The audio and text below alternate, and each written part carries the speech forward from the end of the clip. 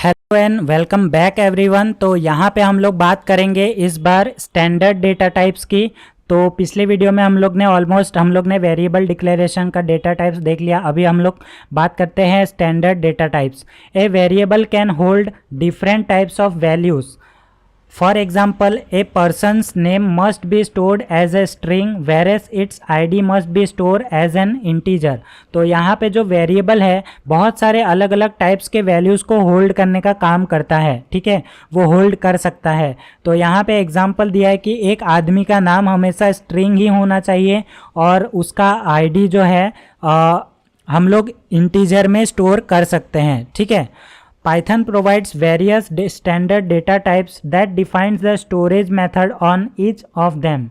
The data types defined in Python are given below। तो यहाँ पे कुछ हम लोग ने दिया है। तो यहाँ पे Python जो है हम लोग को कुछ ऐसे स्टैंडर्ड डेटा टाइप्स प्रोवाइड करता है जिससे हम लोग को आसानी से स्टोरेज मेथड का पता चल जाता है, ठीक है, कि वो कौन से वाले वेरिएबल के कैटेगरी में आता है, कौन से स्टैंडर्ड डेटा टाइप्स में आता है। तो यहाँ पे हम लोग के पास है नंबर्स। तो नंबर्स के अंदर हम लोग को मिल जाता है इंटीजर, कॉम्प्लेक्स नंबर और फ्लोट। उसके बाद आता है सीक्वेंस टाइप, उसके अंदर आता है स्ट्रिंग, टपल और लिस्ट।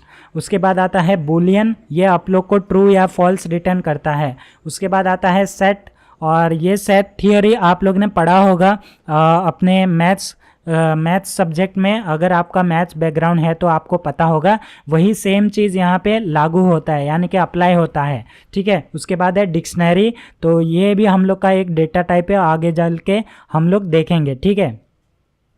अभी हम लोग क्या करते हैं, एक एक करके देखते हैं, नंबर्स, फिर सीक्वेंस, फिर बूलियन, फिर सेट थियरी वगैरह, ठीक है। एक एक करके हम लोग जाएंगे। तो यहाँ पे हम लोग देखते हैं numbers. Number stores numeric values, the integer, float and complex values belongs to a Python numbers data type. Python provides the type function to know the data type of the variable. Similarly, the isInstance function is used to check an object belongs to a particular class। तो यहाँ पे जो number data type है वहाँ पे हम लोग integer, float और कॉम्प्लेक्स वैल्यू स्टोर करके रख सकते हैं। तो उसको चेक करने के लिए हम लोग के पास टाइप फंक्शन है। तो ऑलरेडी मैंने पिछले वीडियो में दिखाया टाइप फंक्शन से क्या होता है कि आप लोग का जो डेटा टाइप है वेरिएबल का वो आप लोग को पता चलता है और हेल्प करता है टाइप फंक्शन आप लोग को क्या डेटा टाइप है वो पता करने में, ठीक है, आपका जो भी वेरिएबल है। तो वैसे ही हम लोग को एक और फंक्शन मिलता है पाइथन के अंदर जिसका नाम है इस इंस्टेंस। तो ये जो इस इंस्टेंस फंक्शन है वो क्या करता है कि आप लोग ने जो भी वैल्यू यानी कि ऑब्जेक्ट पास किया है, वेरिएबल को पास किया है, तो वो उस वेरिएबल को वो जो वेरिएबल है आपका कौन से क्लास में बिलोंग करता है या नहीं करता है, वो चीज़ चेक करने का काम करता है इस इंस्टेंस। तो अभी हम लोग प्रैक्टिकली देखते हैं अपने विजुअल स्टूडियो कोड के अंदर मैं कहना क्या चाहता हूँ, ठीक है। तो अभी हम लोग आ चुके हैं विजुअल स्टूडियो कोड के अंदर। तो यहाँ पे मैं एक और वेरिएबल बनाता हूँ डी, और यहाँ पे मैं कॉम्प्लेक्स नंबर को पास करता हूँ। यहाँ पे मान लो मैंने 13 + 3j। तो ये हमारा एक कॉम्प्लेक्स नंबर है और इसका अगर डेटा टाइप चेक करना है तो यहाँ पे प्रिंट करता हूँ और यहाँ पे मैं टाइप डी, ठीक है। अगर मैं इसको रन करूँ तो यहाँ पे आप लोग को 4 डेटा टाइप्स मिल जाएंगे। तो यहाँ पे आप देख सकते हैं चौथा जो है हमारा कॉम्प्लेक्स आ चुका है क्योंकि ये हमारा कॉम्प्लेक्स नंबर है, ठीक है। अभी हम लोग ने एक फंक्शन के बारे में बात किया था, ठीक है, तो उसका चेक कर लेते हैं। तो यहाँ पे हम लोग क्या करते हैं, क्लियर। अभी मैं इसको करता हूँ क्लियर और यहाँ पे ए का पहले देखते हैं। तो प्रिंट, चलो यहाँ पे मैं इसको अलग से प्रिंट करने के बजाय यहाँ पे ही लिख देता हूँ इस इंस्टेंस। तो यहाँ पे आप लोग को ऑब्जेक्ट पास करना है। ऑब्जेक्ट क्या है आपका, ए, ठीक है, ए वेरिएबल। और ये चेक करना है कि आपका जो है वो कौन सा क्लास है।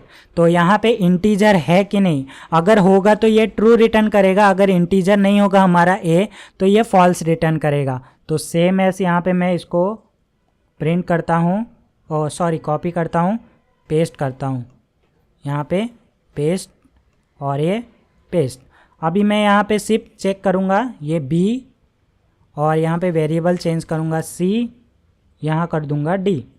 ठीक है, अभी ये जो चारों है, चारों अलग अलग डेटा टाइप है, इंटीजर डेटा टाइप सिर्फ ए है। ठीक है, तो यहाँ पे सिर्फ ए के अंदर ट्रू आना चाहिए, बाकी में फॉल्स आना चाहिए, क्योंकि बाकी अलग अलग डेटा टाइप्स है। तो यहाँ पे मैं अगर इसको रन करूँ तो यहाँ पे आप देख सकते हैं पहले वाले में ट्रू आया, बाकी में फॉल्स फॉल्स आया। तो हम लोग का जो दूसरा डेटा टाइप है वो है स्ट्रिंग, और हम लोग ने यहाँ पे चेक कर रहे हैं कि वो इंटीजर है कि नहीं, तो यहाँ पे नहीं है, इसके लिए फॉल्स दिया है। ठीक है, अगर मैं यहाँ पे स्ट्रिंग कर दूँ, ठीक है, str, ठीक है, str अगर मैं कर दूँ और इसको सेव करके रन करूँ तो यहाँ पे आप देख सकते हैं दूसरा भी हमारा ट्रू हो चुका है, क्योंकि हम लोग चेक करें कि हमारा जो बी है वो स्ट्रिंग है कि नहीं, तो यहाँ पे मैंने पास कर दिया।